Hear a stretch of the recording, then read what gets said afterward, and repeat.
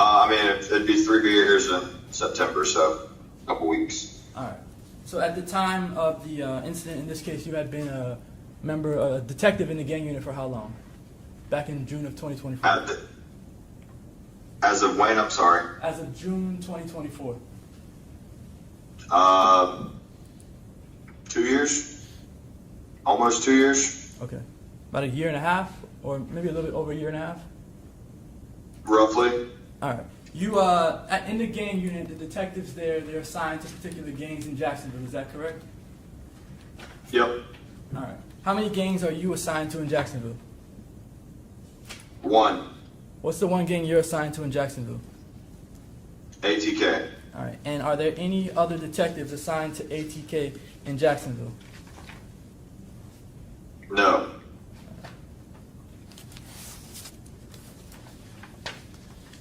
All right. So when you're assigned to ATK, but what does that mean? What do you do in relation to ATK and in your investigative capacity?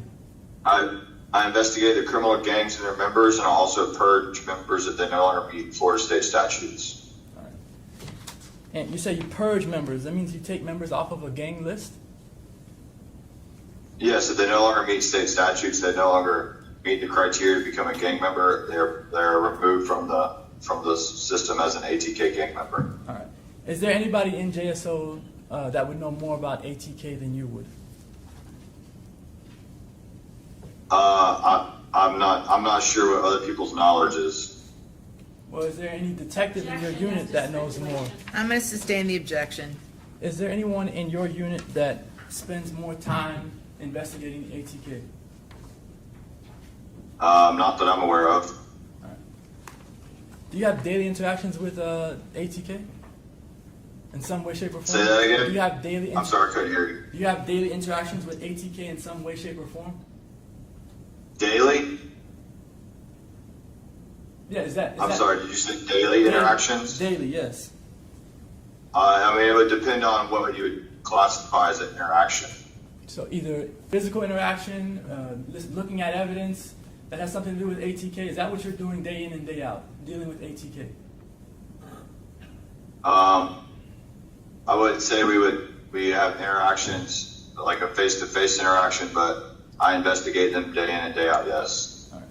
Do you currently have any confidential informants that are in ATK that you have conversations with? No. Have you in the past? Not for ATK. No. All right. So how is it that you're able to determine that ATK is a gang? By Florida state statute. All right. So when you say by Florida state statute, you're referring to statute 874? Yes, sir. And there's some criteria listed in that statute for classifying what a gang is? That is correct. All right. So how, in applying that statute to ATK, this group, how have you determined that ATK is a gang? I mean, I would have to. I'm gonna need to pull up the statutes here. Have to give me a second.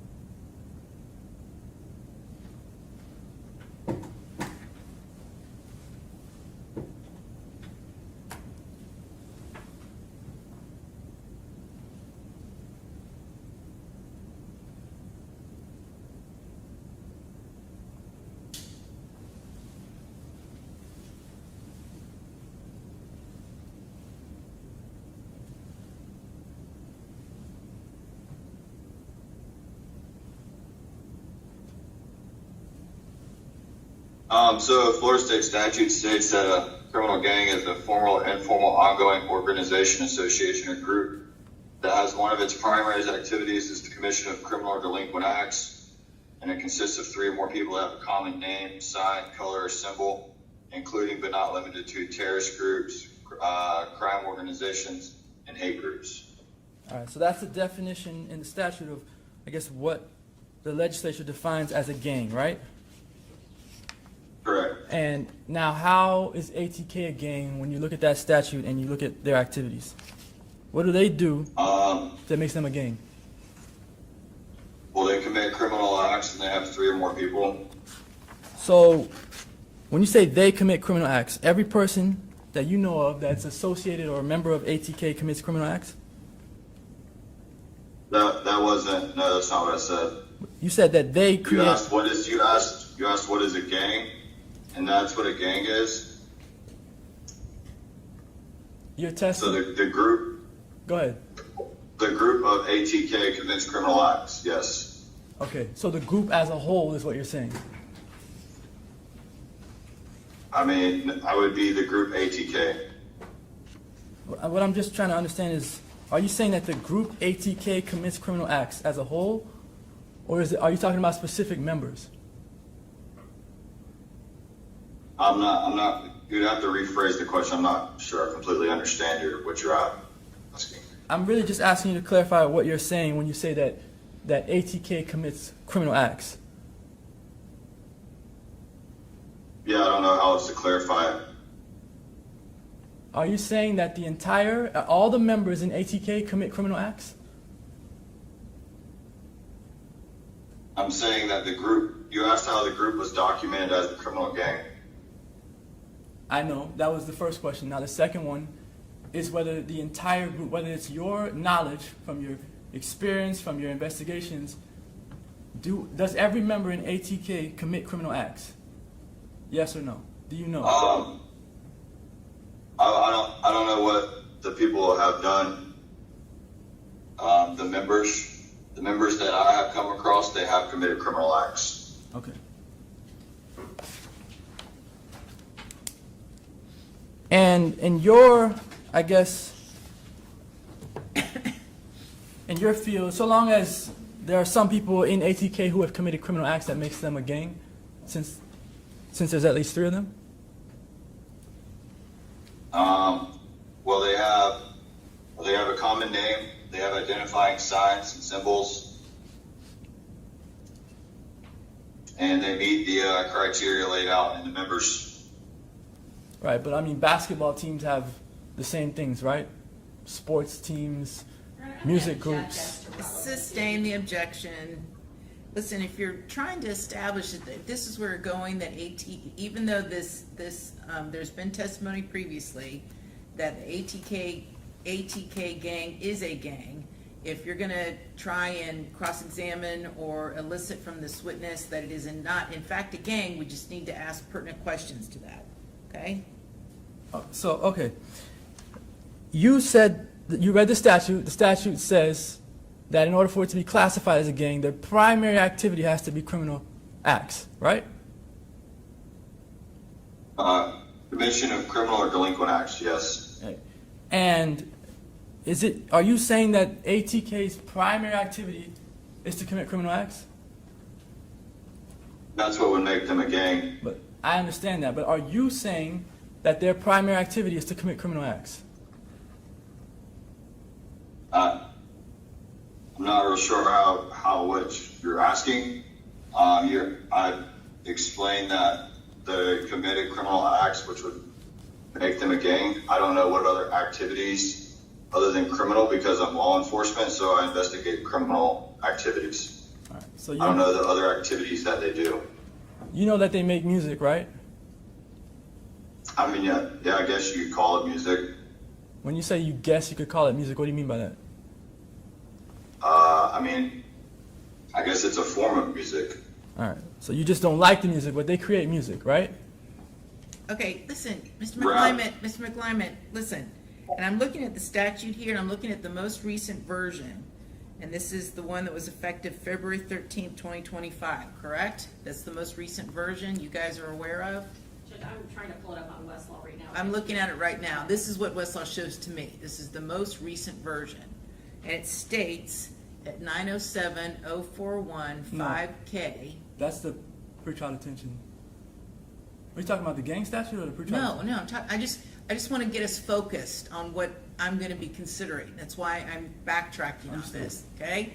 So I'm looking at 907041, the version of the statute that was effective February 13th of 2025, subsection 5K. Quote, a party may motion for a pretrial detention order to be reconsidered at any time before a defendant's trial if the judge finds that information exists that was not known to the party moving for reconsideration at the time of the pretrial detention hearing, and that such information has a material bearing on determining whether there are conditions of release or bail that will reasonably assure the appearance of the defendant as required and the safety of any other person and the community from harm. So that is the standard I will be applying. So all of this stuff, all of this historical stuff about ATK and all candor is not going to move the ball. You need to ask this witness about anything that has occurred since, that either wasn't known at the time of that hearing by counsel representing your client, or something that has changed subsequent to, okay? So I guess two issues. I think you mentioned that was from February of this year. Yes. They make laws after that, the legislature. And I know, but do you have the more recent version? I'm just It's looking at on Lexis. Westlaw, and I'm just telling you what Westlaw is showing me, that the most recent version is February 13th of 2025. I mean, I can show you what I have. I'm not sure what you're looking at, but I can show you what I have. I'm looking at Westlaw, that's what I'm looking at, 907.041. They have this as the most recent version. If I'm wrong, And Judge, that's what I had made representations to the court as well. Like, I had looked at all versions, and the latest one had just moved it to a different letter. okay. But the state cited a whole different subsection, so that wasn't the latest. I know, version. but are you, as an officer of the court, are you telling me that whatever it is you're relying upon as far as it being the most recent version of the pretrial detention order, are you telling me that this language no longer exists? Is that what you're telling me? The Yeah, fact, that's what you're Judge. telling me? Yes, so I can show you my computer right now, the LexisNexis. Well, do you have a type- hard, can you print it up? I didn't print it. Okay, so at this point, Mr. McLyman, we're not just gonna go back and completely reopen all of the testimony from the first hearing. We're not gonna do that.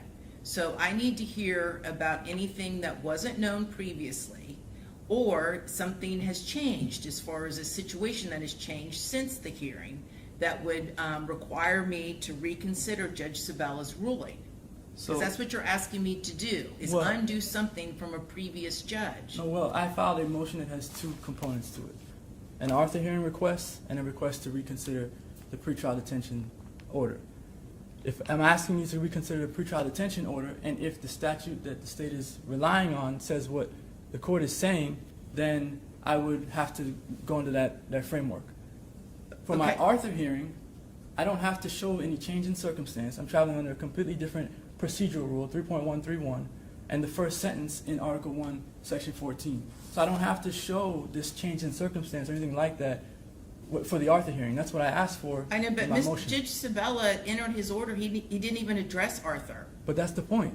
That's why I'm having the Arthur. That's why we're having the Arthur hearing now. She's still entitled to an Arthur hearing. But I tell you what, let's deal with 907.041 first, and then if need be, we'll get into the Arthur factors. But I'm not gonna relitigate all of the facts that were elicited at the pretrial detention hearing. We're not relitigating that. I'm just telling you right now, we're not doing it. All right, so I guess I can ask my questions. My questions are geared towards both issues, Arthur hearing and pretrial detention. But if I'm only allowed to ask questions as to the pretrial detention, then Of this witness, let's stick with this witness, okay? And so far, what you've asked him about is his knowledge of the ATK gang. All I really want to hear about from this witness is if something has changed, if there's something about the ATK gang that was not known at the time of the original pretrial detention hearing, I'd like to know about that. If there's anything that's changed since this hearing about the ATK gang, whether in fact it's a gang or not, I would like to hear about that. Other than that, it's irrelevant.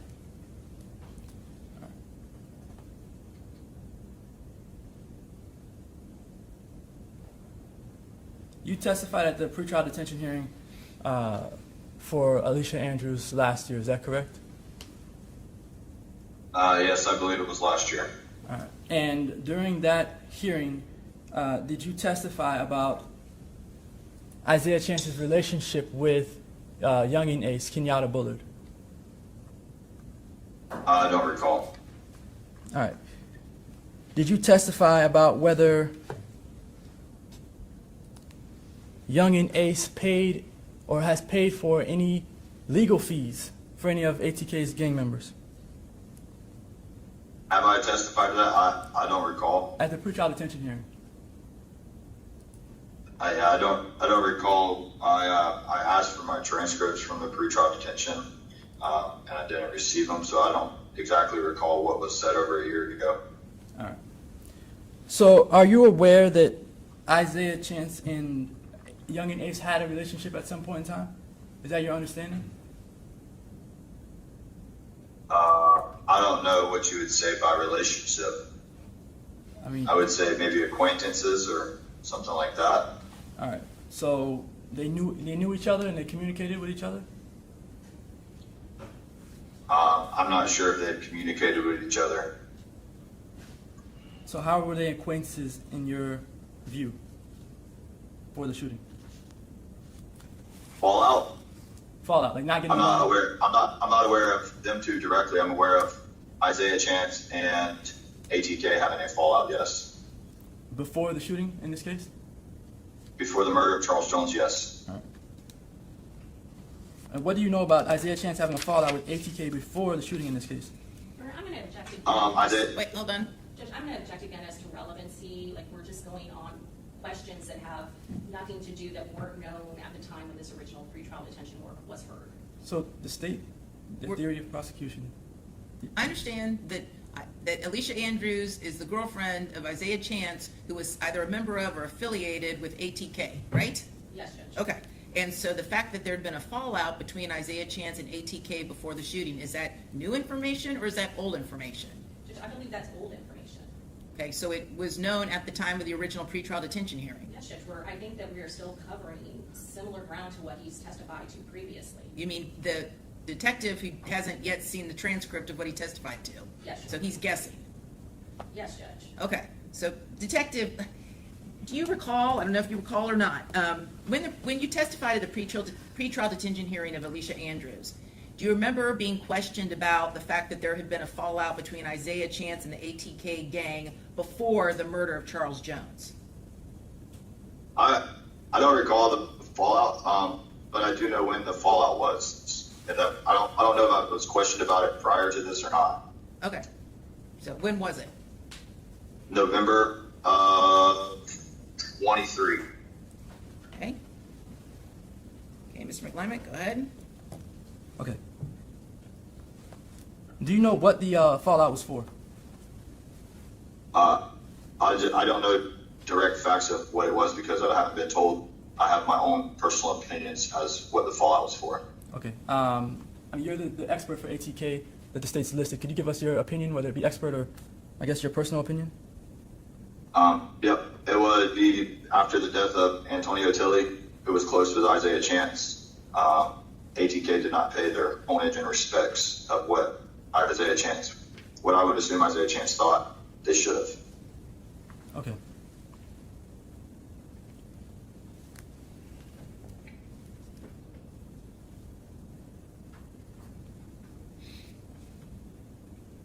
All right. Under the pretrial detention standard, I have no further questions. Okay, Cross? Yeah, Your Honor. Okay, may this witness be excused? Yes, if we're not, I guess I would just make an objection for the record. I had other questions for the Arthur hearing issue. If he's excused, I won't be able to ask those questions. So Well, there's the issue. you can proffer. What else were you going to get into? The whole background of the case? Well, not the whole background. I have a few sections. This is not the trial, so I'm not going to go over everything with him. Yeah. So, I'm going to sustain your objection at this point, and at the end, you can, if you want to create a record, you can by proffering. But okay, thank you. With that understanding, Detective, you are excused. You can leave the Zoom. Yes, ma'am. Thank you. Have a good Okay, weekend. You too. All right, who's going to be your next witness? it'll be Mr. Robinson. Okay, and I believe this is one of our witnesses. I'm going to ask the media to not broadcast her appearance. Ms. Robinson, come forward.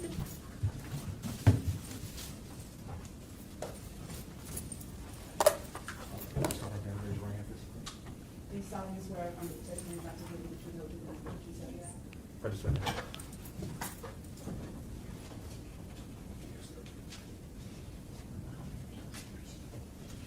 And for the purposes of this hearing, you can just refer to her as Ms. Robinson, okay? Thank you.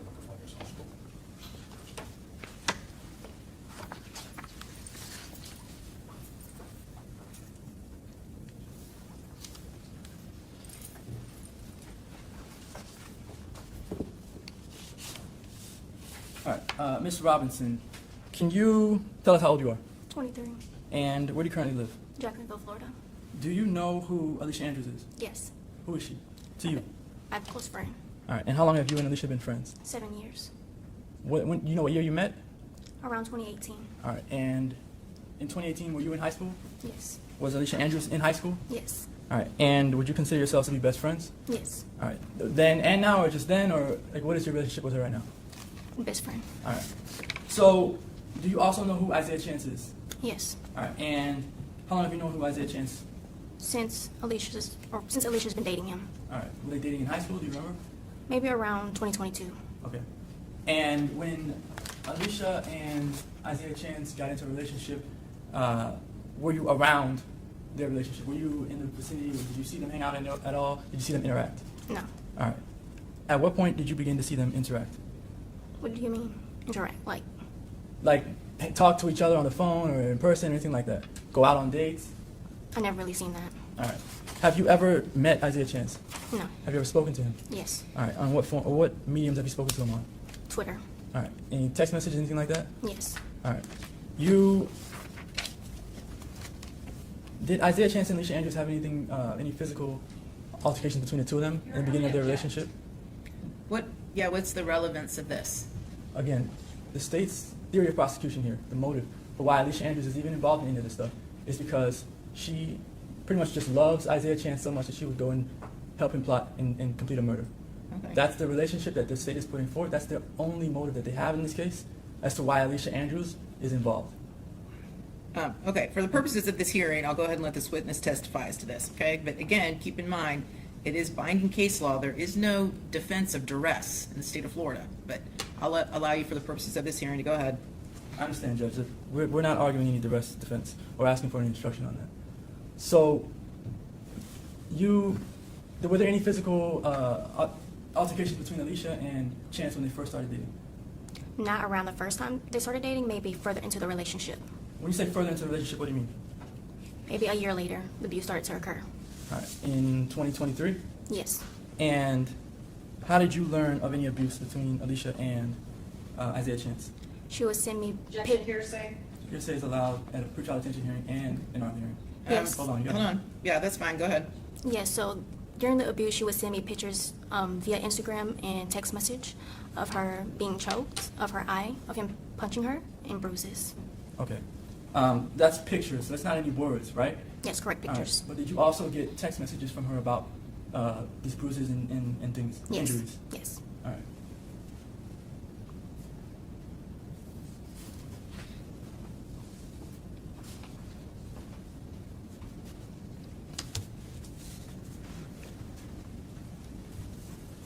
All right. Can you tell me what that document is I just handed to you? The document that you did hand to me was Alicia stating that Hold on. Don't tell me what's said yet. Just tell me what the document is. What is it? basically of Isaiah choking her, and me stating that he needs to stop putting his hands on her. So you're telling me what's in it, but tell me what is that you're looking at? Oh, an image of me and Alicia messages and Isaiah. Okay. Is it a screenshot? Yes, it's a screenshot. All right. And where does the screenshot come from? Text message and Twitter From whose phone? for mines. All right. And is that screenshot has been altered in any way? No. Is it an accurate depiction of the screenshot that's in your phone? Yes. And is there? I'm asking the court to admit this into evidence. Well, I'm listening to her testimony, and so you want now to admit the screenshot? Do you have it something on paper? It's on paper. I handed her the Okay. document. Any objection just for the purposes of this hearing? No objection, Judge. Okay, that's fine. Go ahead and admit it. Defense one? Yes. Have you marked it? Not yet. It'll be defense one. All right. So on the left of that document, can you tell me? Or can you just read it to the court? Yes, I can. Well, first, tell me who's the conversation between on the left. Between me and Alicia. All right. Go ahead. So the message between me and Alicia is she stated that Isaiah did choke her. She stated that, bruh, excuse my language, bruh, this bitch almost killed me. And I stated, who? She said, Zay. And I replied, what did he do? She said, I couldn't breathe. I said, he choked you? She said, yes, he covered my mouth. I couldn't breathe. 10 more seconds, I would have been dead. All my blood was rushing to my face. And I replied, he is weird. What is wrong with him? Is he being insecure? She said, I sent it to you. It's red as fuck. He's trying to kiss me and hug me. No, something is really wrong with you. And I replied, see, you gotta stop him. All right. So, do you remember when that was? That exchange between you and Alicia?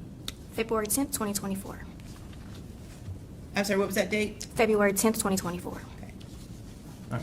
And do you know if that was like, the first time that you heard anything, or was it like down the road? Like, in relation to the other times that they got into any physical altercations, what is this? Around the time frame that was kind of in the beginning. This was the beginning? Yes. All right. And did you have any other conversations with Alicia about this incident? About this incident, no. All right. Can you tell me what happened after this incident? Did you tell her to call the police or anything like that? No, I did not. All right. Why not? Because that wasn't my place. All right. And now on the right, could you read that text message and tell the court who it's from or who it's between? The whole thing? Yes. Is this a composite exhibit that you're gonna do? Is this a different date? So Is this a different text exchange from February 10th of 2024? Is it the same day? What is it? the way that it's a composite, the way that it's printed out, judges, there's two side by side, and I guess it should have been printed on the other page. So it's two different dates, Judge. The one on Okay, the- so just for the record, we're now moving on to a new date? we are. What date is that? What's the new date? I'm gonna tell her to get the date. Okay, thank you. So on the right, could you tell the court who that's between, who that message is between? Me and Isaiah.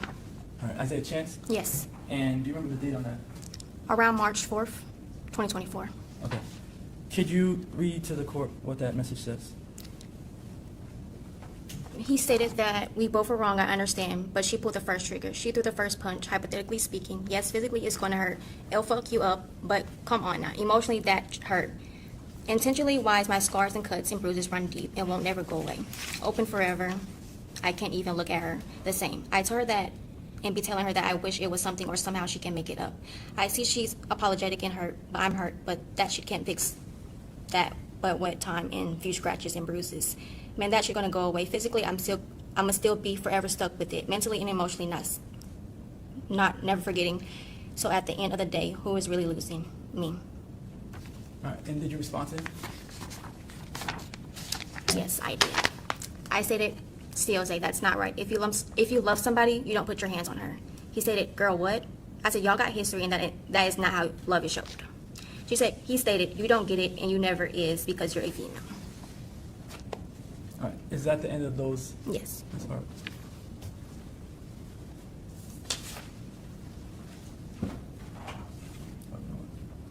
I'm sorry, let me ask you to explain. When it says here, she threw the first punch hypothetically. When you got this message from Isaiah Chance, was your understanding that Objection. Alicia? It's speculation, Judge. Sustained. Well, let me ask you this: do you know what Isaiah Chance meant when he said she threw the first punch Objection. hypothetically? It's speculation. Well, that hypothetically means she's speculating. No, Some the of the- message says the word hypothetically in it, so I'm not telling her to give me hypothetically. Well, I don't need her to guess what Isaiah Chance meant, so. I'm not asking her to guess. Ask her if she knows, yes or no. If she doesn't know, then. Well, it's do you speculation. know? No. Do you know if Alicia to hit Isaiah Chance? No.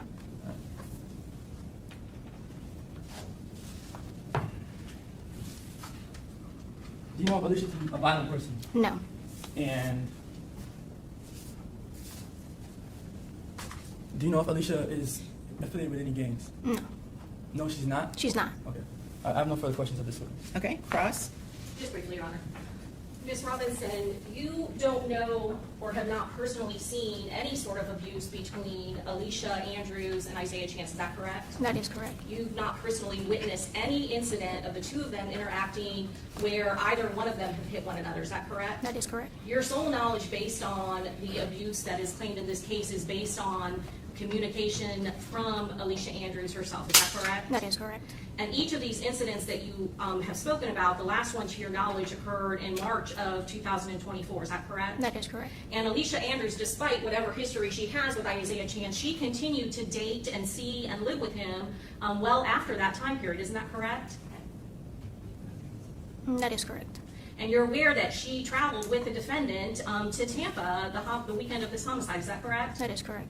And not once during your relationship, and you have said you are a close childhood friend with Miss Andrews, is that correct? That is correct. And you have never once called law enforcement and reported any sort of claim or abuse that Isaiah Chance has done to your friend, your good friend Alicia Andrews, is that correct? That is correct. It has never gotten to the point where you yourself thought her life was in imminent danger, is that correct?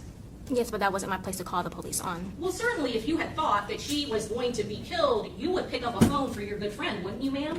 Yes, I would. You would call, you know her parents, don't you? Yes, I do.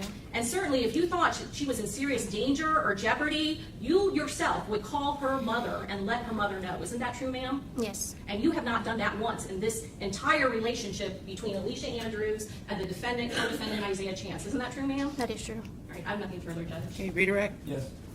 Regardless of what you did in response to what Isaiah Chance did to Alicia Andrews, Alicia was still living with Isaiah Chance. Alicia did not live with Isaiah Chance at any point in time. No, she did not. All right, where did she live? With her parents. Okay. No further questions. Okay, may this witness be excused? Yes. Yes, Your Honor. Okay, thank you, ma'am. You are free to go. All right, and your next witness? Zoom. Back to Zoom. Okay, and,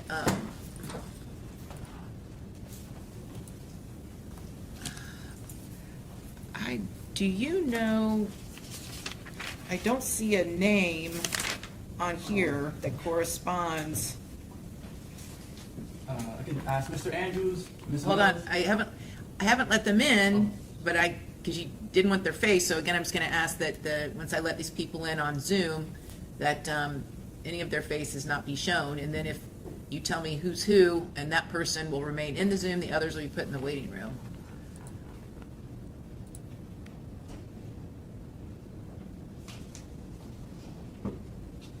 So podium podium does have its, Yes, sir. okay, but I don't think it's got sound.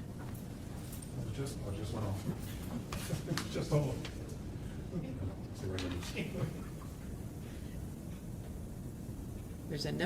There's a phone number that's trying to connect from the 904 zip code. I don't know, is that Jacksonville? There's an iPhone and another phone number. Maybe I can try to ask Mr. Andrews or Ms. Mills, if either of you are on the Zoom platform, can you unmute your microphone?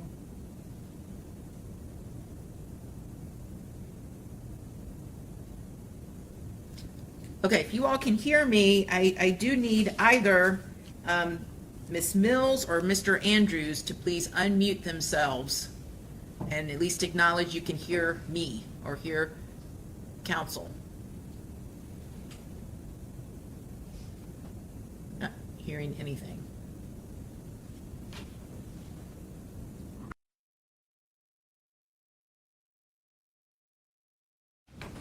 No more Zooms. No more Zooms in this case. I'm horrified. Horrified. Horrified. Disgusting.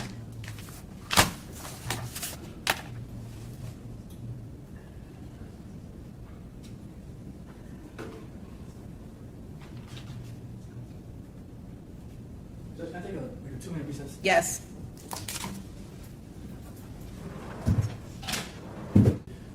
My proposal is that we don't allow everyone in. They just change their names on Zoom to the correct name. No, I'm not opening up that Zoom again. So they can appear telephonically if the state doesn't object. Judge, I don't object. So, Is there a number they can call into? yes. There is. Unfortunately, I don't know it. But if you give me their number and let them know that I will be calling them, then, actually, you give me their number and then, because it's loud. No, write it. Okay.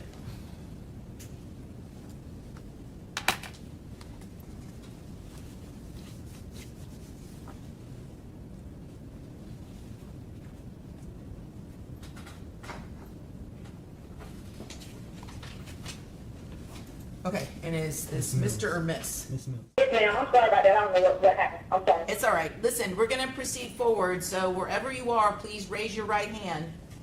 And Yes, ma'am. do you swear or affirm to tell the truth, the whole truth, and nothing but the truth, so help you God? Yes. Okay, very good. Mr. McLyman, you may proceed.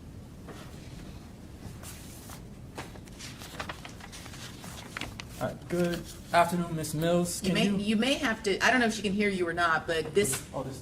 it's Can you very hear me from Good antiquated. afternoon. Can you hear me? I can hear. Good afternoon. All right. Okay, go ahead. If you can't hear me at any point, just let me know, please. All right. Miss Mills, can you please tell us where you currently live? In Not your Jacksonville. address. Yeah. Okay. And how do you know Alicia Andrews? She's my daughter. All right. And did Miss Andrews, your daughter, did she live with you at any point in time in her life? Can you repeat the question again? Yeah. Did. I'm sorry, Judge, could we turn it down maybe just a little? Yeah, I'm gonna need you to step up here to do the questioning, because I've got to turn this volume down. So just stand up here next to the phone, Mr. McLyman, and make life simpler. Okay, go ahead. All right. Can you hear me? Yes, I can hear you. All right. So the Miss Andrews, Alicia Andrews, how long did she live with you? 21 years. 21 years. Her whole life? My whole life. Yes. All right. At any point in time, did Miss Andrews live with anyone else besides you? No, sir. All right. And who all lives in the home? Alicia, my other daughter, my grandson, and my husband. All right. Your other daughter is how old? She'll be 25 on Sunday. All right. Well, she called 24, but she'll be 25. Okay. And then your husband, what does he do for work? He drives tugboat. He drives what? Tugboat. Tugboat. Like TUG? Like Siemens, like Versus Siemens. And I'm not sure. Over 5 years, I'm not sure. All right. And do you all own a home? Yes. Can you tell us, do you know who Isaiah Chance is? Yes. All right. Who is Isaiah Chance? Alicia's friend. All right. And do you know when Alicia met Isaiah Chance? I believe around 2022, I believe. And what was your understanding of the relationship that Alicia had with Isaiah Chance? They were just friends. Okay. And would she leave the house to go to his house at any point in time? She left with him once when I first met him. All right. But I don't know him, personally. I just met when I met him the first time. When you say you don't know him personally, you didn't have any relationship with him? No, sir. All right. And Alicia, was she in a sort of relationship with him? More than just a friendship? Yes. Okay. And did you at any point in time learn about any issues that they had between each other? Yes. All right. What issues did they have? I learned about the domestic violence What did you learn about it? when she came home and he hit her in the eye. Do you know when that happened? It was I know it was like a week or two before all of this stuff transpired. All right. Is that the only time that you're aware of any physical altercation between the two of them? Yes. All right. Yeah. Did you hear of any others since that time period? No, only what she told us about that. He hit her in the eye. All right. And when she was hit in her eye, what did you do about it? I asked Alicia, did she want to go to the police station and put in the report, but she was afraid. What was she afraid of? She was afraid I just can't. All right. Were you aware of any alleged gang affiliation with Isaiah Chance? No, sir. I'm just learning about all this as all this stuff happening now. That's how we all learning about it. I never knew. And if Alicia were released, let me ask you this before I get to that. Alicia, did she graduate school? Yes, she did. Yes, sir. How far did she get in school? She graduated for the 12th grade. And did Alicia have any jobs after she graduated? Yes, she had several part-time jobs. Could you explain what jobs Alicia Andrews had? She worked at Amazon, Firehouse, She was a substitute teacher, was a last employee, but she was a special needs kid. And she also One had a, second, Ms. Mills, 1 second, give me a second, hold on. Oh, sorry. The court reporter is having trouble hearing you. At times, just kind of slow down so she can hear you Okay. better because it's a little bit of a static. The last I heard was Amazon, and I think Chick-fil-A, then you said she might have been a substitute teacher where? Yes, she worked at Amazon, Firehouse, and she was a substitute teacher, where she worked with, different kids, like special needs. And she also had a suite, where she rented a suite where she did lashes and facials, and she does hair. Okay. So in Alicia's, I guess, spare time, is she working majority of the time? Yes, she was doing, hair and, different facials and lashes. She went to school for, esthetician, she got an esthetician license, so she was doing that on the side. Do you know of her to be involved in any gang activity? No, sir, my daughter's not in there. No, sir. And if she were released or granted some form of release, where would she go to live? She would be home with me and my spouse and my daughter and my grand. Okay. When you say your grands, are you referring to Alicia Andrews' daughter?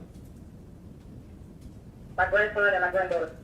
Is the granddaughter you're referring to, is that Alicia's child? Yes. All right. And do you work currently? No, sir, right now I'm unemployed right now. And if Alicia were released, I guess, to your custody, would you be able to monitor her? Yes, sir. All right. And would there ever be a time when she's at the house, I guess, by herself? No, sir. And why not? Because I have my daughter here and I also have my husband here. All right. And And I, say the last part again. You broke up. my daughter and my husband and my grand. Okay, State, do you have any questions of this witness? I do not, Judge. Okay, thank you, ma'am. I'm gonna go ahead and hang up now, all right? Thank you. Okay, all right, bye-bye. Yes, sir. 041, pretrial detention and release, effective February 13th, 2025. And I just read you all the pertinent statute.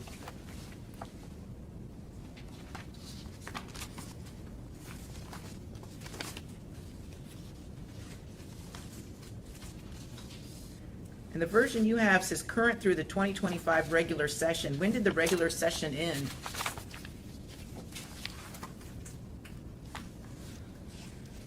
I don't know the answer to that question, Judge. This is the statute that I pulled in Lexis. It just came up.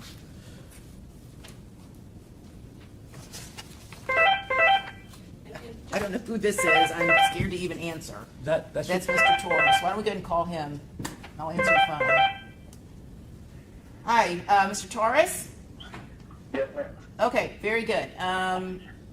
Wherever you are, raise your right hand.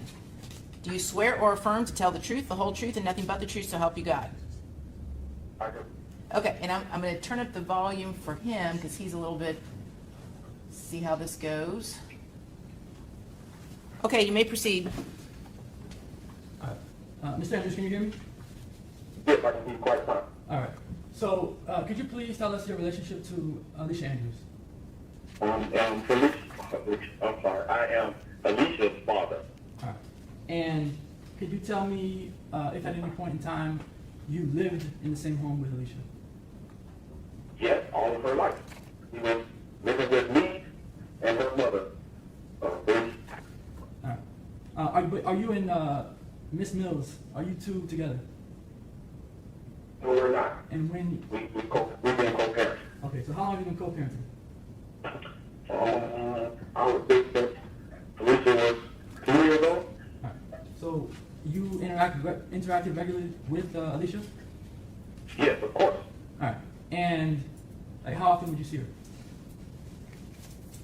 Probably every other weekend or every weekend and some days during the week. Okay. And what about holidays? Yes, of course on holidays. Every holiday. We never miss a holiday or birthday. All right. And do you own a home? Yes. And who lives in your home? Me, my wife, and my bonus child. You said in what? My bonus child, stepdaughter. Okay. All right. And where would Alicia be going if she was granted some form of relief before the trial? She would be here with me or with her mother. One of the two. Okay. Do you know who Isaiah Chance is? I don't know him. I have never physically met him. We were supposed to meet, probably one holiday, but he never showed up. But I never got the opportunity to meet him personally. Okay. Do you know if that was for any particular reason? To me, after all this has transpired, I think it may be, the way I carry myself, and, I'm not that type of guy. My lifestyle is not structured that way. So I believe he may have maybe felt that if I would not allow him to see her going forward. When you say you're not, That's the only thing I could possibly say. I can't really say what it would be because I never met him. okay. Now, you have a job. Yes. What do you do for work? I'm a container refrigeration mechanic. And how long have you had that job for? 27 years. All right. So you have a stable job, and you're able to manage Alicia if she's out? Yes. All right. You're able to provide support? Yes, definitely. All right. Are you able to keep her just away from individuals, certain individuals? Of course. Now, if this transpires, we would definitely, much less her mother, would definitely make sure that doesn't happen. Or anyone. So for the most part, she will be at home. She won't go anywhere. All right. Did Alicia ever hide things from you? And let me be more specific. Did Alicia hide her relationship with Isaiah Chance from you? I can't say, I would say so because I never got a chance to meet him. I know more about him based on what's going on now than I ever knew about. And you also became aware of this domestic violence? Yes. When did you become aware of it? This one particular day, her mother called, and when I arrived, I learned that she had a black eye, and I asked her what's going on, she said other, and if I'm not mistaken, asked her what happened, and I assured her that, no one should be putting their hands on. I never put my hands on my daughter, so I wouldn't allow anyone to put their hands on my daughter. So, one thing led to another. We never really got into the conversation.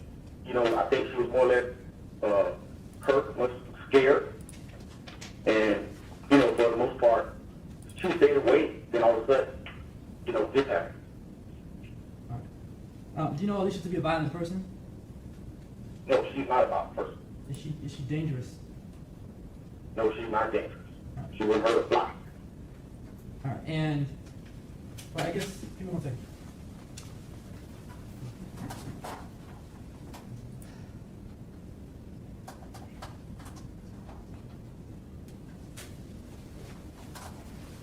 All right. You said that Alicia is not dangerous and she's not violent. Are you saying that just because she's your daughter? No, in the view that, other people may see, or the view, that's not the view for me. Alicia's never been in any trouble. Alicia's never harmed anyone. She's never been in trouble. She's not a violent person. She's my sweet little girl. And no, I won't be just saying that because that's my daughter. I have other children. And the way I raise my children, I didn't raise them this way. To be violent. Or to be considered some kind of member of a gang. I have no further questions. Okay, any questions? No, Judge. Okay. All right, thank you so much, Mr. Torres, and I'm going to hang up the phone now. Your testimony is concluded. Thank you very much. Okay. Proceed.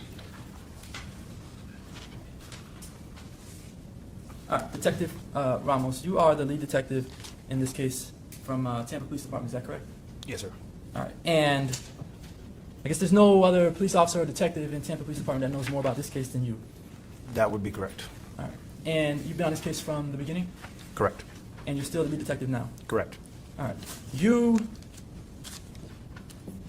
had a role in issuing the warrants in this case. Yes. All right, and you testified at the pretrial detention hearing. Correct. All right, in the pretrial detention hearing, do you remember testifying about Alicia Andrews sort of following Julio Foolio, Charles Jones around Tampa, Florida? Of course. All right. But when you testified at the hearing that Alicia Andrews was... So we had multiple pieces of evidence to include GPS, cell site data So the device of Alicia Andrews shows that device traveling from Jacksonville in the early afternoon of Saturday, the 22nd, traveling from Jacksonville to Tampa, Florida, where obviously Mr. Charles Jones was expected to perform. As far as when they began the act of driving to where he was physically located, it happened approximately between 1:30 and 2:30 in the morning of the 23rd, when Mr. Charles Jones was expected to be at Teaser's Lounge. Okay, so Mr. Jones, he is at Teaser's at what time? Between 2:30 and 3 in the morning on the 23rd. And Teaser's is the first place that Mr. Jones goes to that night, public place. Public place, correct. All right, and then after Teaser's, Mr. Jones goes to Truth 18, correct? Correct. All right, and then after that he goes to a hotel. Correct. All right. Did Alicia Andrews, from your investigation, did she follow Charles Jones to Teaser's, the first location? Yes. How do you know that? Because she's on video and she identified herself from that video. When I say did Alicia Andrews follow Charles Jones, like, was she behind his vehicle, driving behind him to get to Teaser's? I'm not going to get into the specific of what the definition of following is. Mr. Jones arrived on video, and then shortly after, Alicia Andrews arrives on video. She is seen getting out of the car, walking up to get within eyesight of the front door where Mr. Jones was waiting to go in. After Mr. Jones goes into the club, she then retreats back to her vehicle and drives away in stages nearby based off of the cell phone data. So by following, I mean Mr. Jones arrives, and then Alicia arrives shortly after, and on video you can see Alicia positions herself in a position where she can see Mr. Jones. All right. So I kind of want to take this step by step. And the first thing you're saying is that Objection, Your Honor. I am going to object. I'm going to sustain the objection. This was all part of the initial hearing. I've read the transcript. So again, and we'll talk about what you gave me and what I see online regarding 907.041, specifically, and what you gave me from Lexis, and I cannot explain this. But Westlaw has something different from Lexis regarding what 907.041 says, both of those showing being effective February 13th of 2025. I would note in the version you gave me, there is no provision for even reconsidering a pretrial detention motion. It's not even in there in what you gave me. The only place that I see it is in the Westlaw version, and again, as I stated, the only way that the court can reconsider it is if there was information that was known at the time and that the information has a material bearing. So we're not going to revisit all of the testimony taken by Detective Ramos at the original pretrial detention hearing. I've read the transcript, I am familiar with it, and so we need to focus on what evidence was not known at the time. all right. So I would like an opportunity to at least hear the legal objection from the state and then get a chance to respond to it. They did just object, and they said I it's... didn't get the legal basis. It just said objection and the court sustained it. I didn't get an opportunity to Okay, go ahead, state the legal basis. Judge, we'd object as to relevancy. As we have previously stated, this is already, all of those questions have already been litigated in the original pretrial detention motion. Sustained. Okay? and I didn't get a chance to respond to it. But again, and for the record, the state is arguing a standard for reconsideration of a pretrial detention motion. I filed a motion for an Arthur hearing under 3.131. Right, but if we're going to first address under the standard of the pretrial detention statute, because if I find that the motion for reconsideration should be denied, then the Arthur factors become moot. And again, Judge Sabella didn't even address it at the original hearing. So you've made your objection noted for the record, but... And I want to also add this. If the court could revert to the pretrial detention standard when someone files an Arthur hearing, the Arthur hearing standard and the Arthur hearing, the constitutional provision for it, the statutory provision for it, would be meaningless. It would have no effect because the state would file a pretrial detention motion, they'd have a hearing on it, and the court would do what it's doing now, which is to say, hey, let's deal with the pretrial detention standard, let's not deal with the Arthur hearing standard, which is also what happened, apparently what happened at the first hearing in this case. So again, under either standard, okay, we're not revisiting what already occurred at a pretrial detention hearing. Judge Sabella has already ruled, and you're asking me to undo what Judge Sabella did. And I'm telling you that we're not going to get into any of the facts that were developed at the pretrial detention hearing. This is a motion for reconsideration. This is not a reopening of all of the testimony. We're just not doing it. Again, I'm not asking the court to... Okay, Mr. McClimate, we're not going to see eye to eye. I've ruled, so you need to elicit from this detective any facts that were not developed or testified to at the pretrial detention hearing, whether they be pursuant to the pretrial detention statute or Arthur. That's what we're doing. All right, and this fact that I'm trying to get to is a fact that was not elicited during the hearing. And if I could proffer, I guess I'll proffer the issue here. The issue is that Detective Ramos testified at the pre-trial detention hearing and just now that Alicia Andrews arrived at Teasers after Charles Jones got there. His report say different, the video evidence says different, and that is the point that I'm trying to make right now. That would be new evidence that the court did not consider the first time around. Okay, go ahead with that issue. Detective Ramos, you wrote a report in this case, right? Yes. And in the report, you list, at a certain point in the report, you list the times that you see different vehicles and individuals on video, correct? Correct. All right. And do you remember writing in your report when the silver Chevy Cruze arrived at Teasers? The silver Chevy Cruze arrives before Charles Jones does, correct. Okay. But Alicia Andrews is not visible in that silver Cruze that first. It drives through the parking lot and then it leaves. I don't see Alicia Andrews visible on camera until after Charles Jones arrives. So if your question is if the vehicle arrived before, yes, it did. Well, her cell phone data shows that she was there in that vehicle at the time when the Chevy Cruze was on camera, right? Correct. I believe her to have been in the vehicle before Mr. Jones arrives. So Sure. so why are we suggesting that she was not in the vehicle? I'm not suggesting that. I believed her to be in the vehicle. So she was at Teasers before Charles Jones got there? That is my belief, All yes. right, so there's no way that Alicia Andrews followed Charles Jones to Teasers, correct? Again, Mr. Jones was expected to be there. It was publicized on his social media, so she would have had knowledge that he's going to be there. So we have established through the evidence that the sole purpose of her being there is to get to Mr. Jones. You established that through evidence. Through the investigation, yes. There was no other reason. In her statement, she claimed that she was there to possibly patronize the club, and she stated that she talked to the bouncer, inquired about the price to come in, and that's disproven via the evidence. So based off of all of the video evidence and the ultimate investigation, it is our belief that her sole reason for being at Teasers was to track Mr. Jones' movements. All right, so that's your belief? Yes, of course. Now, Miss Andrews, after they leave Teasers, they go to another location, correct?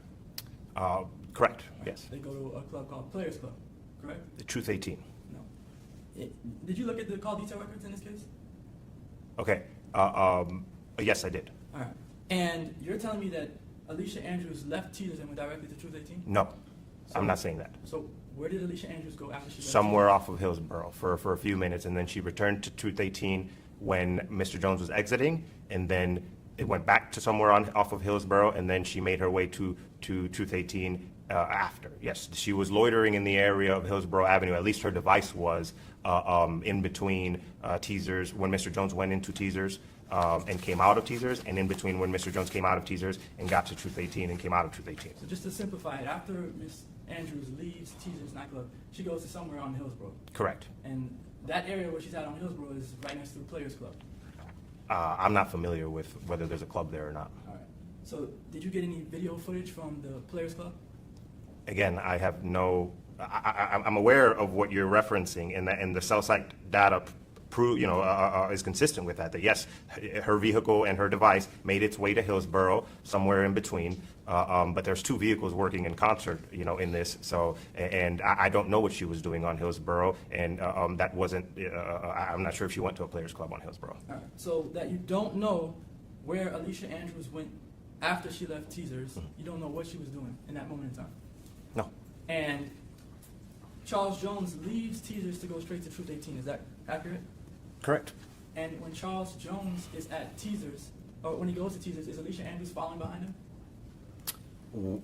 When Charles Jones pulls out the Black Impala, which was Sean Gaithwright's Black Impala, as Charles Jones is coming out of the club, he gets into his car. You can see on video the Black Impala arrive and position itself directly in front. There's also some communications in the phone from Sean Gaithwright's phone to Alicia Andrews' phone, and then Alicia Andrews' device starts making its way back up towards Teasers as Mr. Jones is leaving. But there's limited angles in the video, so I do not see Alicia Andrews' vehicle arrive on video prior to Mr. Jones leaving.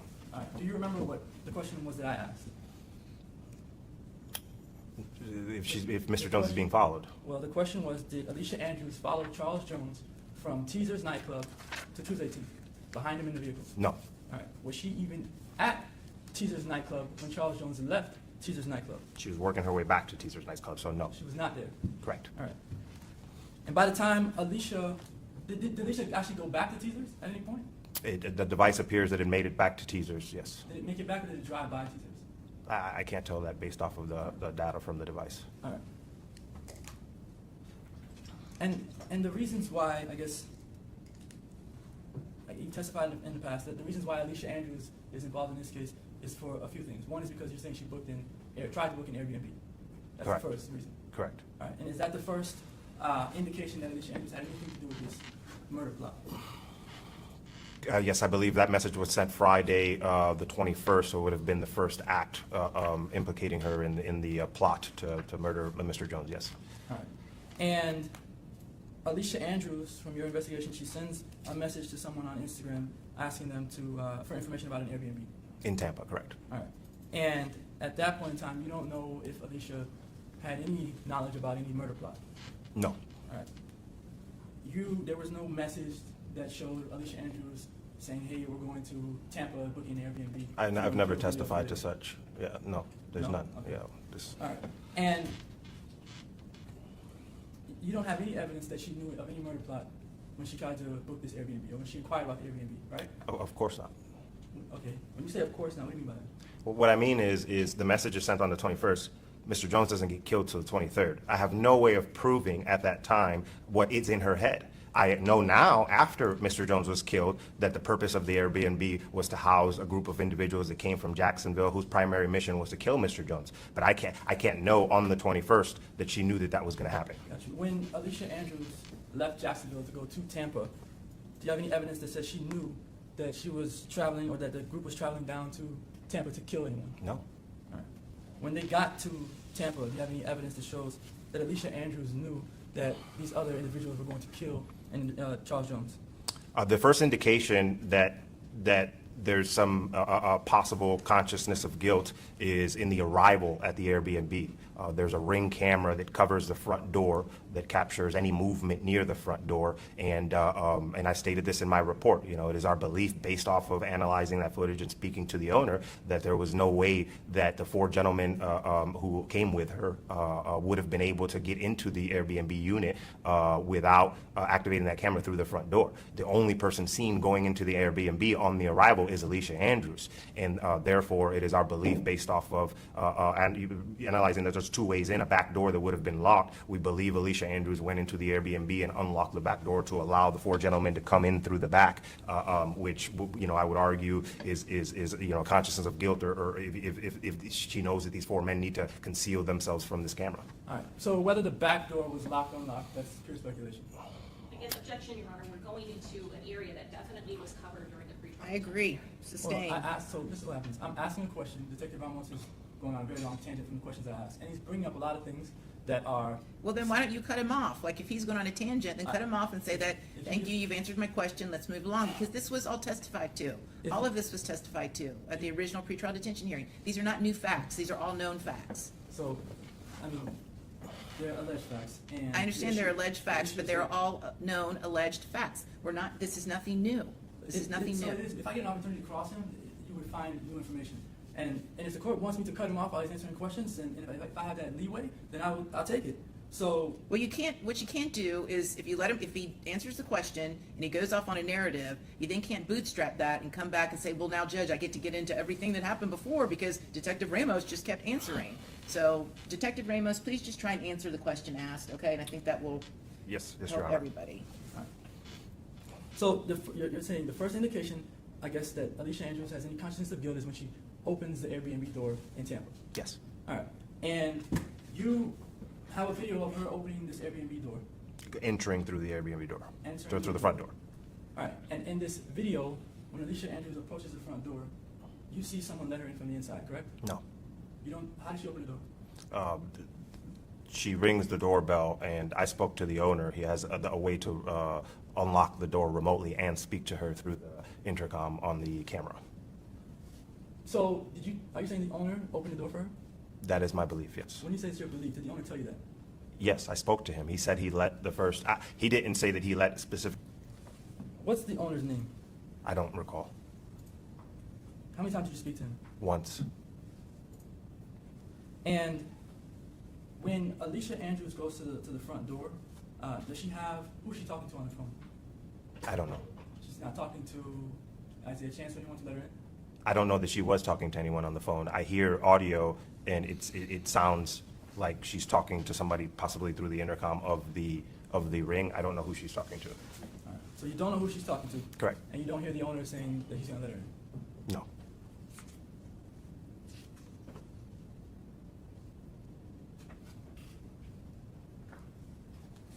A brief moment. Yes.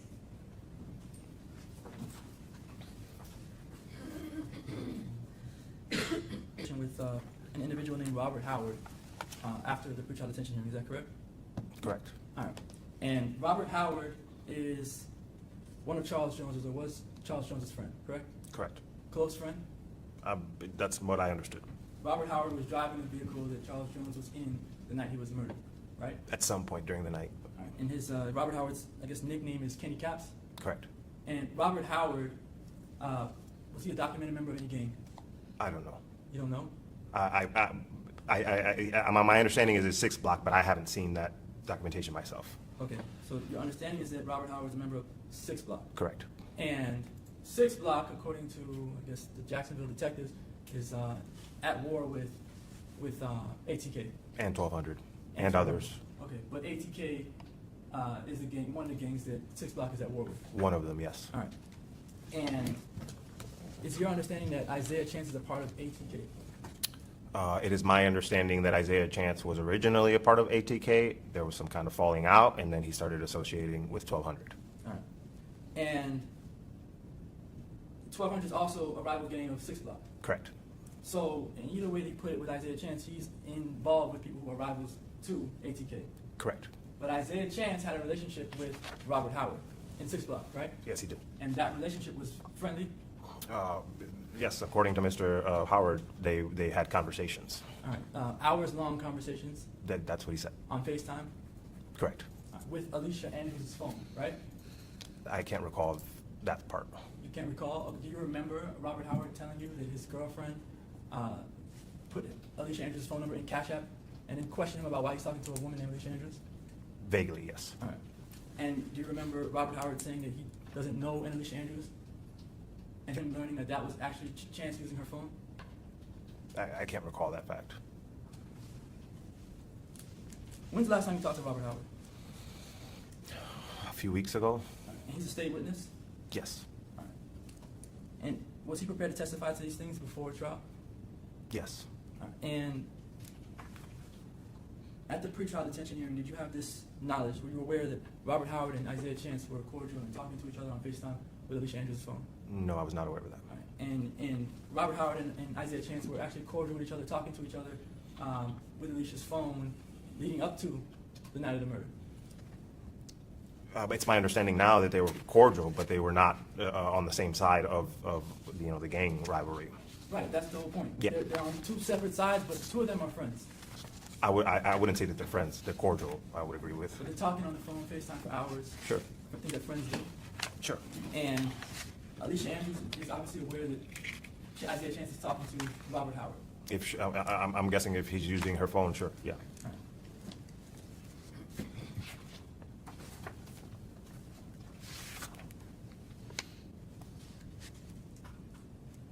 Does Robert Howard have any evidence that Alicia Andrews knew that Julio Foolio Charles Jones was going to die on June 23rd, No. June 24th? Does Robert Howard have any evidence that Alicia Andrews was involved in the planning of murder of Charles Jones? No. And does Robert Howard have any evidence, you get any evidence from him as to whether Alicia Andrews even knew that Charles Jones was going to die on June 23rd? No.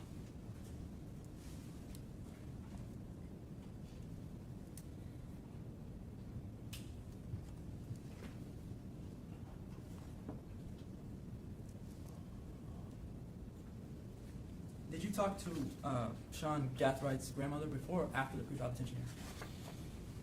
I've never talked to Sean Gaither's grandmother. That was a different detective, but that was done during the investigation before the pretrial detention hearing. Okay.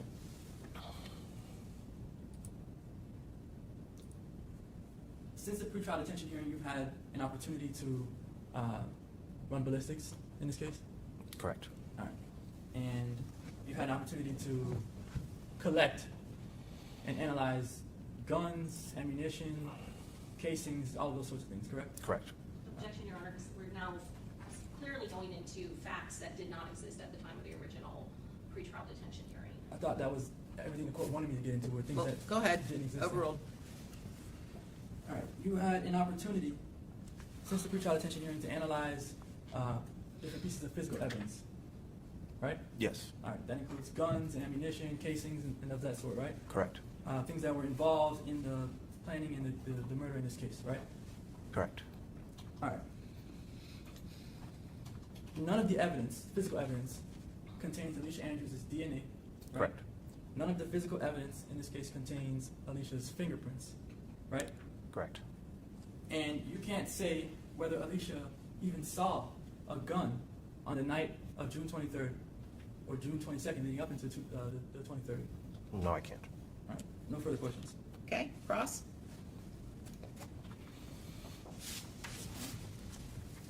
Just briefly, Judge. Detective, the defense attorney asked you about the vehicles and the silver Chevy Cruze being at the location at Teasers prior to the victim, Charles Jones. Is that correct? Correct. And you testified that there was communication between Alicia Andrews' phone as well as a phone that was in the black Chevy Impala, Sean Gathwright's phone. Is that correct? Correct. Was the, based on that phone, same phone evidence, now we're talking of Sean Gathwright, were there indications that the black Chevy Impala had been earlier, before the victim had arrived, Charles Jones, to either Teasers or to Truth 18? Yes, approximately at 10 p.m., Sean Gathwright's device can be seen going by Teasers. And how many times or how long the street in front of Teasers was that black Chevy Impala and Sean Gathwright seen earlier, 10 o'clock, before the victim even went to that appearance in front of that club? It loitered in the area for approximately 30 minutes to an hour and drove by Teasers multiple times. Okay, and these were known locations where the victim, Charles Jones, was going to be, is that correct? Correct. And then going back to the silver Chevy Cruze that the defendant was in, the only time where she actually got out of the vehicle is after the victim, Charles Jones, and his entourage had arrived, is that correct? That is correct. Okay, I have nothing further, Judge. Okay, redirect?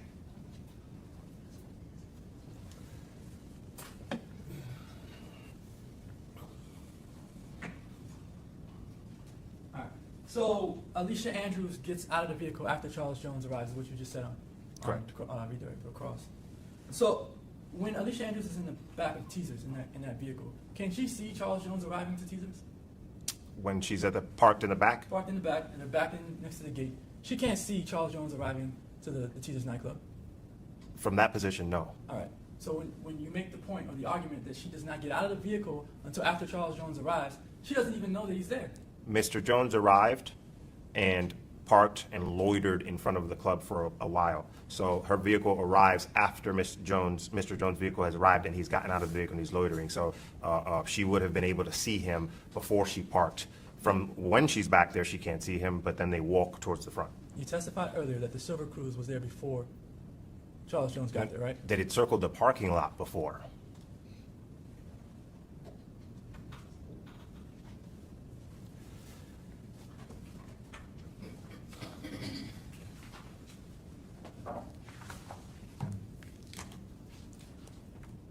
On the video, Alicia Andrews arrives, or let's say this, the silver Chevy Cruze arrives before Charles Jones, right?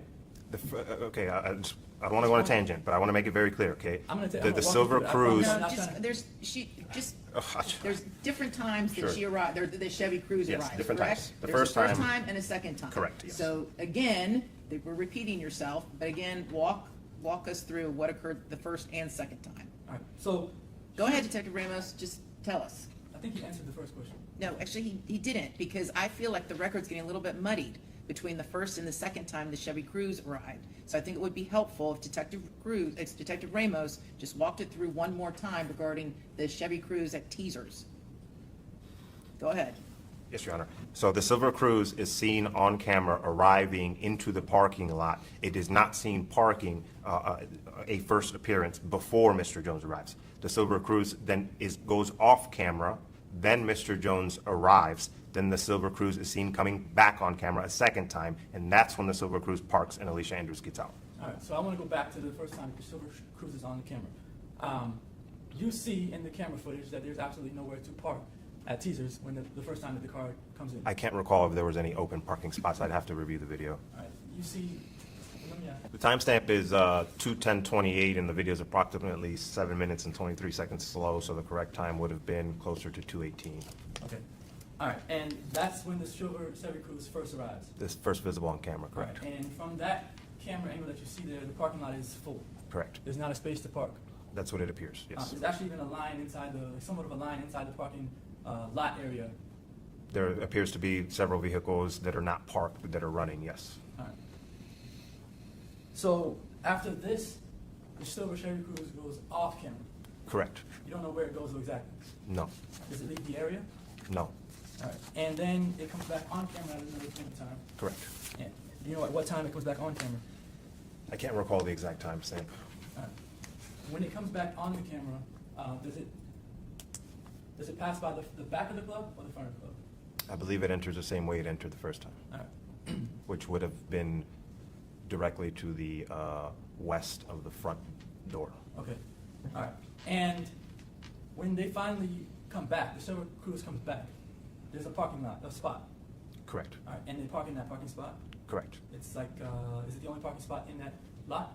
at the time? We'd have to forward to that spot, because I can't recall if there was more open spots. All right, I'm showing you the same video. I just moved the time up. I'll let you read the time into the record. Sure.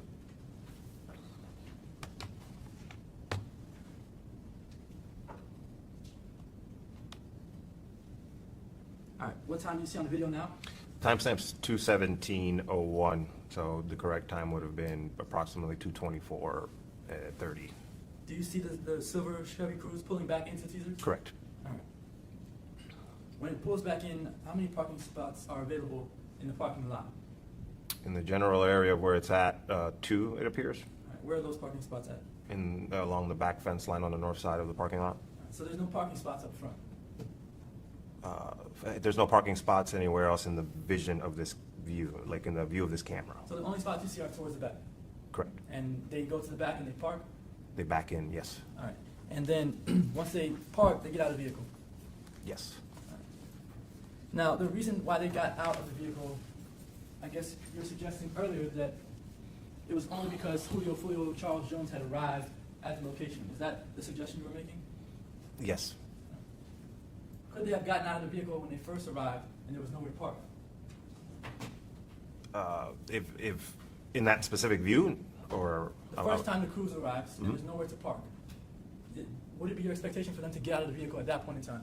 They actually waited a little bit before they got out, so they didn't get immediate out. It wasn't like immediately park and get out. That's a different question. Yeah. So I the don't- question I'm asking is, the first time that the cruise arrives Uh-huh. and there's nowhere to park, Sure. do you expect them at that time to get out of the vehicle? I'd be speculating. I don't. There's no reason for somebody to get out of the vehicle if the parking lot is full and there's nowhere to park. Oh, okay, I see what you're saying. You're saying the first time, since there was nowhere to park, could they have possibly gotten out while the vehicle was in motion? No. Yes, yeah, I agree. So when they do find a parking spot, it's then that they get out of the vehicle. According to the video of the camera, yes. All right. I don't have any other questions. Okay, very good. So may this witness be excused? Yes. Okay, thank you, Detective. You are free to go. to Any wait additional witnesses, Mr. McClymond? Any witnesses? No, Your Honor. Okay, so I'm gonna, again, I don't know why Lexus and Westlaw have a different 907.041 version. I really don't. But in looking at it specifically for our purposes, the pertinent subsection is subsection 5, which deals with the pretrial detention statute. And when comparing the one that's on Westlaw that I'm looking at, the one that the state apparently has, and the one you gave me, Mr. McClymond, I would notice subsections G, K, L, M, and N are completely different in the two versions, and I can't explain it. I would note, Mr. McClymond, in the version you gave me, there is no authorization for a motion for reconsideration. It's not contained in here at all. There's no right to it. So I don't know that you would want me to use the Lexus version because there is no language authorizing a motion for reconsideration. So based upon everything in front of me, I'm going to go with what I have. And again, 907.041 pretrial detention and release subsection K states as follows. A party may motion for a pretrial detention order to be reconsidered at any time before a defendant's trial if the The judge finds that information exists that was not known to the party moving for reconsideration at the time of the pretrial detention hearing, and that such information has a material bearing on determining whether there are conditions of release or bail that will reasonably assure the appearance of the defendant as required and the safety of any other person and the community from harm. And this is what Judge Sabella had to say at the pretrial detention hearing, the initial one. He didn't specifically reference 907.041, but he did articulate the language, particularly from, I think it's subsection 5D, and he stated as follows. This is a circumstantial case, but I believe that there is strong circumstantial evidence, at least under a principal theory and perhaps a conspiracy theory. I am finding that there is a substantial probability that all three defendants, and Ms. Andrews was one of the defendants at that pretrial detention hearing, that all three defendants committed the dangerous crimes that they are charged with. I find that the factual circumstances of these crimes indicate a disregard for the Tampa community. I further find that there are no conditions of release available that are sufficient to protect the community from further risk of physical harm. So I will grant the state's motion for pretrial detention as to each of the three defendants. So, Mr. McClymont, let's start with you. First of all, what is the information existing that was not known to the moving party at the time of the pretrial detention hearing? And how does it have a material bearing on the determination that was made by Judge Sabella? Yes, so at the pretrial detention hearing, the judge has to make pretty much two findings. First is that whether there's a substantial probability that Alicia Andrews committed the offense.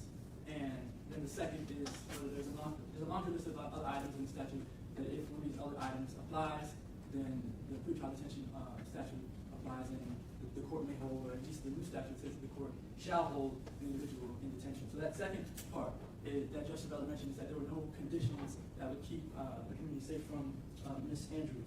I know you're telling me I understand what 5D says. That's the pretrial detention. That's what gave him the authorization to initially hold Ms. Andrews in pretrial detention without bond.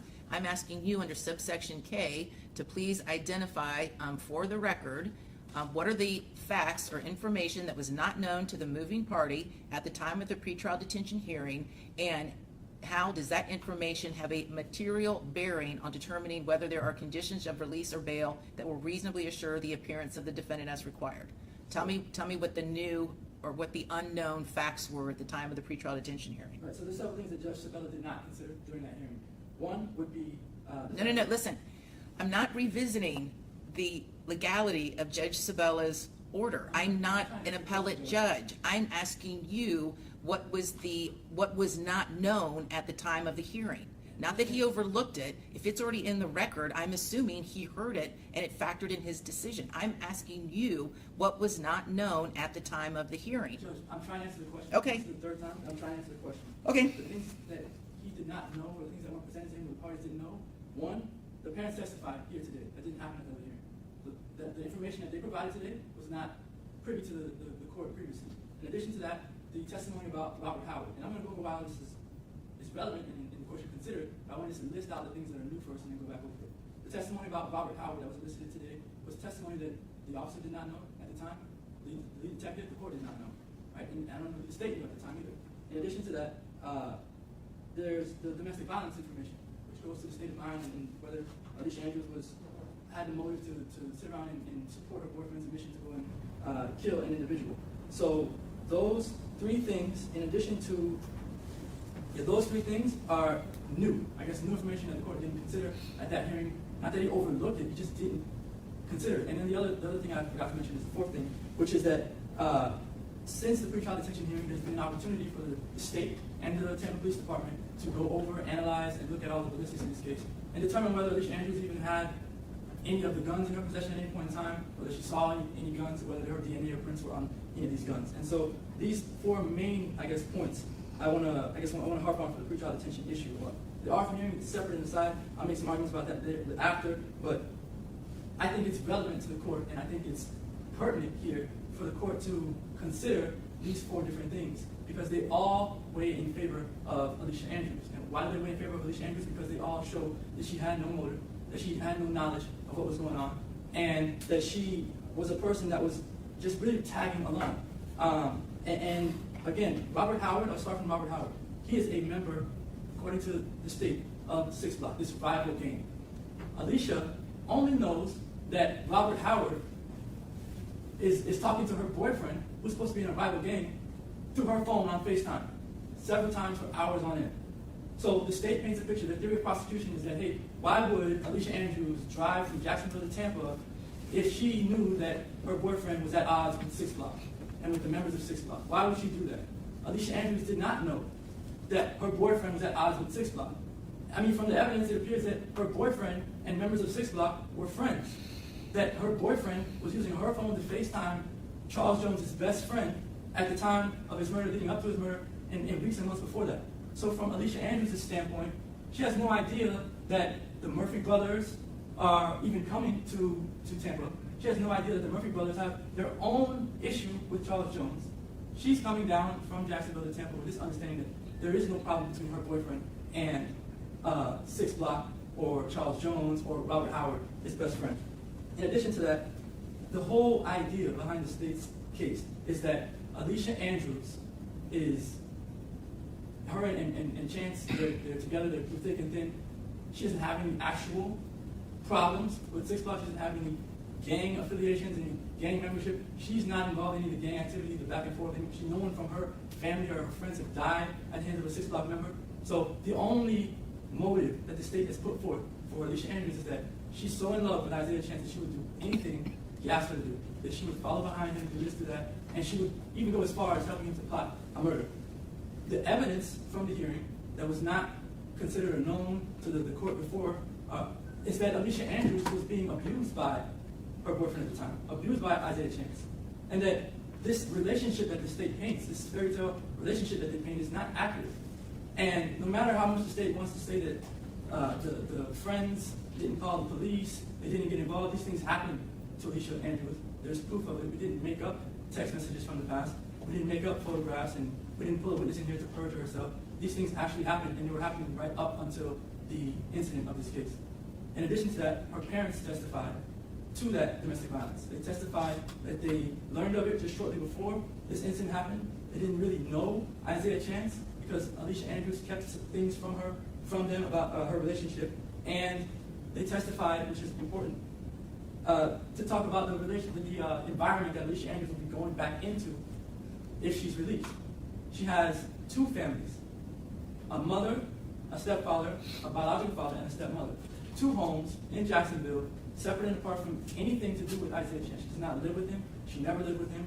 It's important for the court to know that. If we're releasing someone, we're not releasing them to a similar or same situation that they were in prior to the incident in this case, that she's going into a situation where she's got support, she's got people that are going to be watching her, looking out for her, someone in the house with her the entire time, and as the court knows, we're asking for a form of house arrest in this case. So someone will be, at most cases, the most important thing. If Alicia Andrews' fingerprints or DNA were on a casing, or on a magazine, or on a bullet, or on a gun, anything, a mask that these individuals use, the brass catchers, any of that, her DNA or fingerprints were on any of these items, you could say maybe that she knew that guns were involved, that she knew that someone was going to get killed. There's not a single piece of evidence that shows that Alicia Andrews touched or saw a gun during that night or at any point in time, because her DNA or fingerprints could have been left on any of those items at any point in time leading up to the murder or even after the murder. And there is nothing that shows that Alicia Andrews' DNA or prints are on any of these things. So those are the things that I guess the court is allowing me to argue at this hearing. Of course, again, the defense's position is that we filed a motion for an Arthur hearing as well, and that we should be allowed to get into much more than what we were allowed to get into today, and that the standard in an Arthur hearing is that the state has to prove by proof evident presumption great that Alicia Andrews is guilty of the crime that she's charged with in order for the court to hold her. We're arguing that the state, even with the information that was elicited today, with limited information, it's makes it better for the defense because the state isn't able to prove proof evident presumption great that Alicia Andrews is guilty of these charges. So we're arguing that the state hasn't proved that she's entitled to a bond in that instance, and that had we been allowed to, let me just proffer for the court, had we been allowed to question the detectives more about their investigation in this case, we would have learned that ATK is really not a gang at all. It's a group of kids who make music. That there are state witnesses who testified on behalf on behalf of the state to testify to say that ATK is not a gang. They're state witnesses. They have turned into informants for the state. Testify that ATK is not a gang. Several of them. Detective Nieder testified that he has never even had. He's the gang detective for JSO. He's never even had an informant talking to him about ATK. Everything he knows, and I would proffer, most of what he knows comes from off of YouTube videos. The state has turned over in discovery evidence of charts, organizational charts for these different gangs, and ATK in particular. And in these charts, you see a hierarchy, you see a level of some sort of these different members and their names and their associations with these gangs. The chart that the state turned over, the state used in the first pretrial detention hearing, is a chart that is taken from off of a YouTube video. And Detective Nieder uses these videos to come up with his conclusions.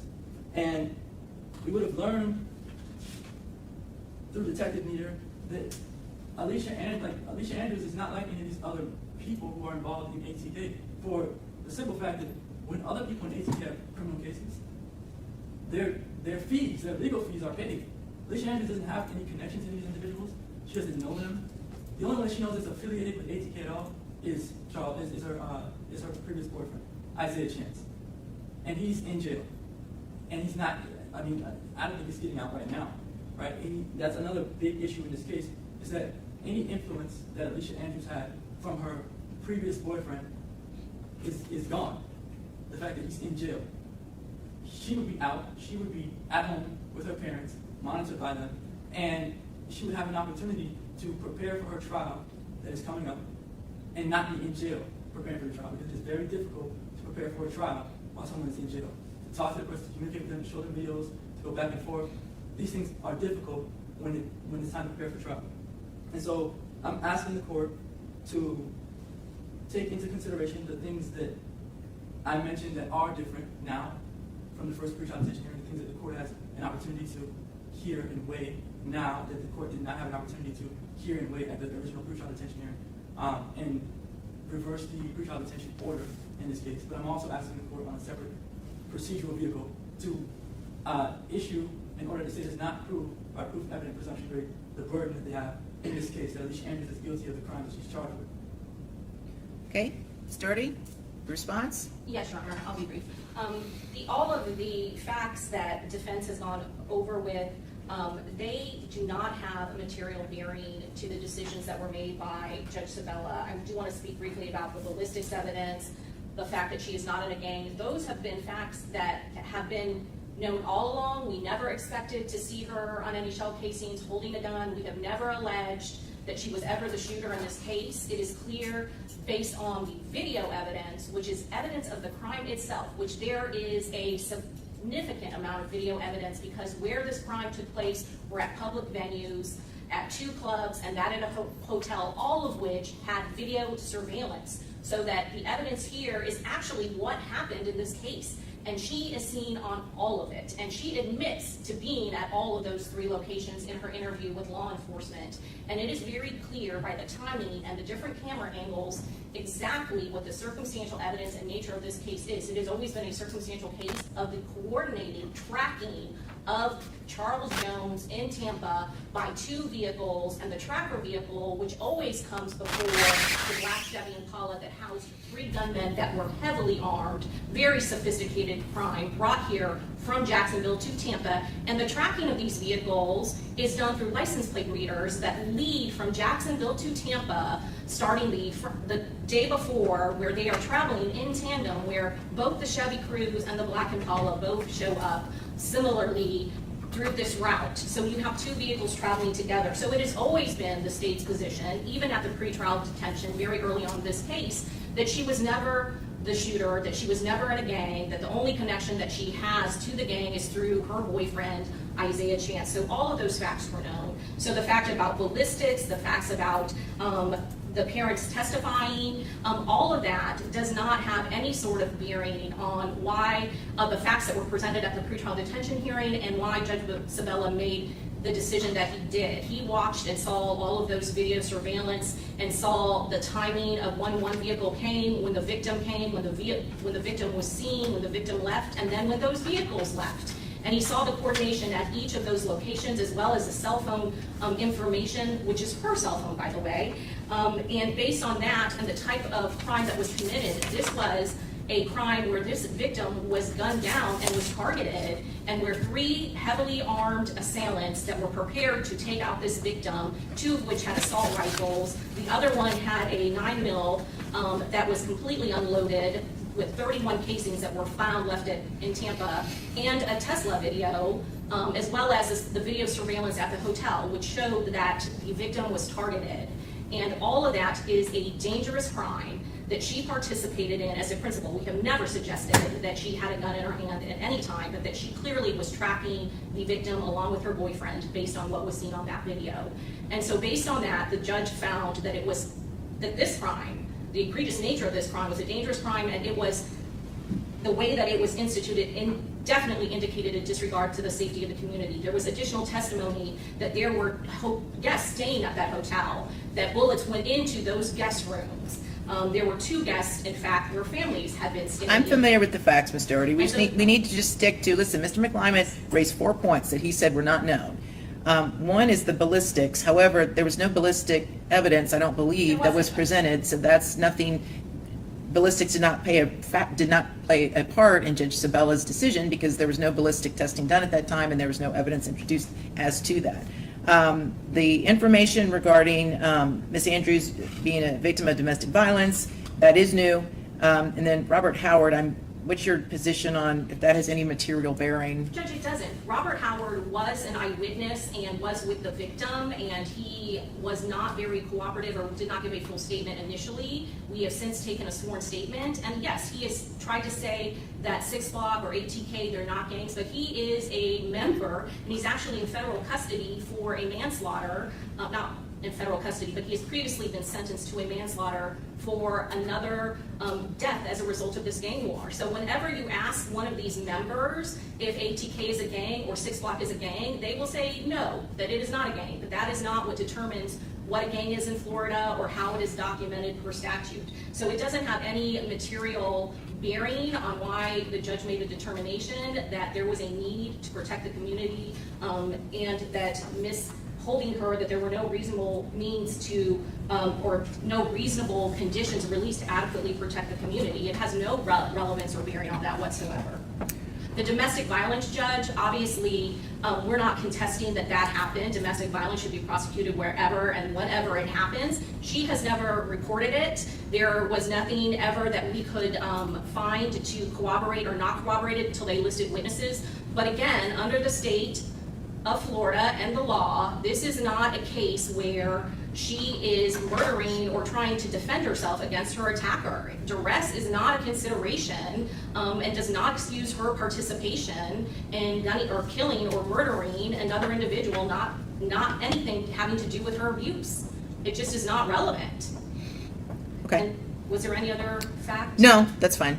So, okay, so based upon the testimony and the governing statute as I interpret it, first of all, with regards to the parents, I know they testified that they could basically monitor and provide a home for Ms. Andrews, but the situation remains, she has no ties to Tampa. And that was articulated at the pretrial detention hearing, and that remains a fact today. She may have someplace she can live in Jacksonville, but she doesn't have a place here in Tampa. With regards to, so their contention that they could monitor her around the clock in Jacksonville does not have material bearing to me as far as Judge Sabella's original decision. The testimony of Robert Howard and the lack of ballistics or fingerprint or DNA, as well as the domestic violence information, again, I find those do not have a material bearing, and therefore I'm going to deny the defendant's motion for reconsideration for release pursuant to 907.041, the pretrial detention statute. Now, if you would like to make your Arthur argument, please do. Well, on the pretrial detention issue, so you mentioned that the fact that Alicia has family in Jacksonville does not, I guess, quell the court's concerns about Judge Sabella's order from the pretrial detention hearing. Well, it's just, it's one of a number of factors that don't. You mentioned it, so I want to just. That's correct fine. this issue. Go ahead. Judge Sabella, in his order, did not say that he made any factual findings that Ms. Andrews was a flight risk. What his order says is that I find that the factual circumstances of these crimes indicate a disregard for the Tampa community. So if she's at home in Jacksonville, then his factual findings of her being in Jacksonville would be fine. And then he further says, I further find that there are no conditions of release available that are sufficient to protect the community from risk of physical harm, not to prevent her from, or to keep her from coming back to court. And there's a distinction there, a clear distinction, because he could have made a factual finding that he says, or that he believes that there's no condition that could have her come back to court. And he didn't make that finding. And so when I discuss, or when we bring up the evidence about the parents being in Jacksonville, that doesn't negate anything that, or it doesn't harm Alicia Andrews in relation to what Judge Sabella issued during the rule he issued during his pretrial detention. Again, I find it does not have a material bearing on Judge Sabella's initial ruling. So do you want to make your argument for the record with regards to the Arthur factors? Well, I made the argument, the Arthur factors, Judge. Earlier. Okay, so you rely upon the record for that. Okay, very good.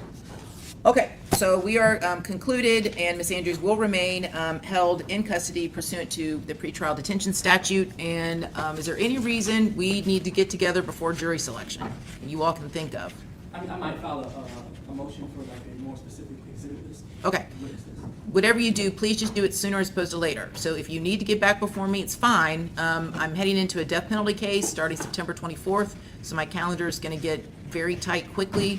So if we... Judge, I have that ready, so that's something that I may make some amendments to that, but I certainly can give him those things. Okay, very good. Okay, we're concluded. Thank you. Court's adjourned.